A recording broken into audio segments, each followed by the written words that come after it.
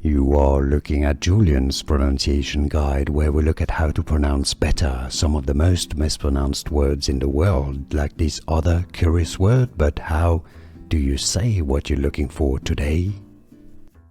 Let's learn how to pronounce this name. There are different pronunciations in English. It's famous for being the name of a Danish physician, I believe, originally, but it's a name that has different origins, including French. The French pronunciation is Bartholin. But anyhow, in English, the two pronunciations are Bartholin.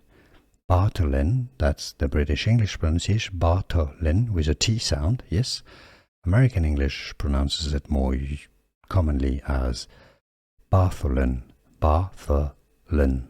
Bartholin. Here are more videos on how to pronounce more confusing words and names too many mispronounced. Like this video if you found it useful. I appreciate your support. I'll see you soon and thanks for watching.